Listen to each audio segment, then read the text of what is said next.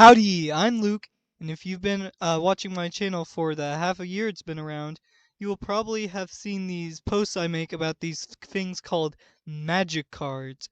And you're either like, oh, magic cards, nice, and carry on with your life, or you're like, what? These aren't Pokemon cards! And you're both right. These are Magic the Gathering cards. And in my opinion, better than Pokemon cards. Yep, I said it. That's right. What are you gonna do? Fight me. Alright, Magic the Gathering. First created in 1993 by Richard Garfield and released by Wizards of the Coast. So there's a little history lesson for you guys. Haha. I'm sorry. But what is Magic the Gathering about? Ooh, I'm done calling it by its full name. It's too long. I'll be calling it MTG from now on. Alright, so MTG, what's it about? Well, it's a card game where you build decks and destroy your opponents and completely ruin their day! Do you guys have any idea how many times I've seen Platinum Angel on my opponent's board? Too many times. Do you know how many times I've faced against a blue deck? Too many times. And do you know how many times I've seen a blue deck with Platinum Angel in it? Too many times! I'm done with this game, bro. Okay, I want to talk about my decks now. Let's start with one of my first and best decks. Ladies and gentlemen, I present to you Ramos Dragon Engine. Here's what he does. Alright, every time I play a colored spell, I put a 1/1 counter on Ramos for each of those spells' colors. It's a good deck, but I'm thinking of retiring it because I'm just so focused on working on my other decks to be the very best, like no one ever was. Oops, that's Pokemon. Editor's note: I've already gotten rid of Ramos by the time of recording this. Rest in peace. You were a good friend. Next up is Look, how many decks do you actually have? good question. There's Ramos and that one. Those guys. So add the 5 and then okay. 11. And they're all commander. I have a deck building problem. Okay, and a spending money on magic cards problem. You think? Alright, next deck is Rats. The commander for this one is Maronar. Every round I can tap Maronar and sack a rat to create X11 black rat creature tokens, where X is how many rats I have on the battlefield. So basically, every round I double the number of rats I have. Every round. It's great. It's just create an army of rats to destroy your opponents with. Next up, we have Godzilla! Yup, you heard me right. Wizards of the Coast in the amazing year of 2020 released a Secret Lair Godzilla set. So it wasn't an official set, but still. It's Godzilla! But look, what does Godzilla do? Haha, so glad you asked, small child. Godzilla, King of the Monsters, reads a bunch of gibberish. But what that gibberish means is that the power number is the same as the toughness number. Amazing, I know, right? Alright, let's get my pre-built decks out of the way. The ones I bought pre-made, baby. We got Pantlaza. Pantlaza, Sun Favored. Yeah. He's a dinosaur that, when he or another dino enters, you reveal the top card of your deck until you find a dino that's mana cost is less than the toughness of the other dino that you played on the battlefield.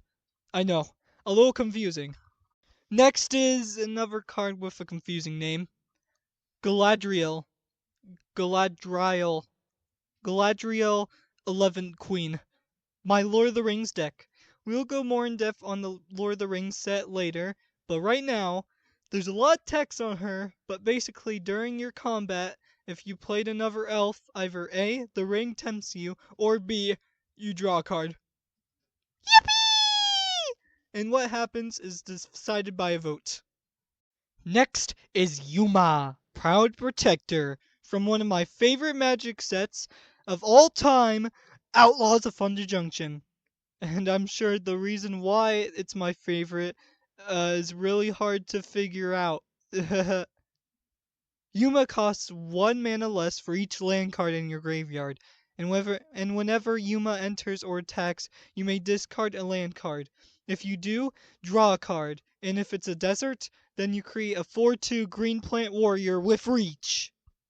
Next is Shiko and Narset Unified, or as I like to call it, my copy-paste deck. Ah, look, why do you call it that? Haha, so glad you asked, little Timmy. Also, can I go home? No. Alright, copy-paste deck. Here's what it does. Whenever I cast my second spell each turn, if it targets a player or permanent, then I may copy that spell, and choose new targets for the copy. And that's why it's called the copy-paste deck. Alright, that's all my pre-built decks that I have. Moving on to some of my most recent decks that I've made. Tiamat from the D&D sets that Wizards of the Coast made. Tiamat is an all-colored dragon deck that says, when Tiamat enters the battlefield, I may search my deck for 5 more dragon cards not named Tiamat, and put them into my hand. Which is kind of insane. Tiamat enters, here's 5 more dragons to go with your order. Alright, final 3, ready? No. What? Next up is Sonic the Hedgehog. I made a post about the Secret Lair set when it came out because it was one of my free obsessions in my obsessions video, and I thought that was funny. But what does Sonic actually do? Every time you attack with Sonic, every creature you control with Haste and Flash gets +1/+1. Which do that every turn, and you're almost unstoppable. Number 2, my most evil deck, Cody. Basically what Cody does is you can pay 4 mana and tap him for 5 mana, one of every color. And the next time you cast your next spell with that mana, you may reveal the top card of your deck until you hit another instant or sorcery spell with mana value equal to or less than the spell you cast using Cody's ability, and then you may play that spell for free. Another thing about Cody is that you can't cast permanent spells, so no creatures, artifacts, enchantments, planeswalkers, and battles in Cody. None of them. But come on, let's be honest. When was the last time you saw a battle in a deck? That's what I thought. And last but certainly not least, my newest deck from the newest set as of recording this is Avatar Aang from the Avatar The Last Airbender set. I've been watching this show since I went to the first pre-release, and I'm loving the show. Great story, great characters, great everything. But right now, what does Aang as a magic card actually do? Well, the version of Aang I have as my commander for this deck, Avatar Aang, allows me to draw a card every time I waterbend, earthbend, firebend, and airbend.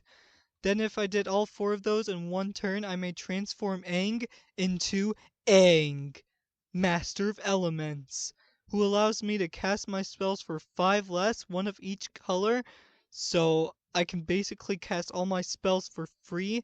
And at the beginning of my upkeep, I may transform Aang back to Avatar Aang and gain 4 life, draw 4 cards, put 4 1/1 counters on Aang, and I do 4 damage to each opponent. Only if I want to, though. And Aang is honestly an insane card. Like, that's crazy. And that's all my decks. Hooray! Can I go home now? No. Because now I'm going to talk a little bit about random stuff about MTG I want to talk about. First off, I like to add lore to my decks because I'm a creative person and a nerd. Hey, look, how did you get into magic anyways? Glad you asked, little Timmy. It all started with 2 of my bestest of friends, Isaac and Jacob. I forgot which one asked me if I wanted to try magic first, but for the sake of this video, we'll say both of them. Well, I don't know if I have anything else I want to talk about with MTG. So, I can go home now? I guess. Yippee! Anyways, I hope you guys might give MTG a try, or at least, like, look it up or something. I don't know. It's really fun. I really think you might enjoy it, and if not, then that's fine. I just hope you enjoyed the video. Well, thank you all for watching. Hope you all enjoyed.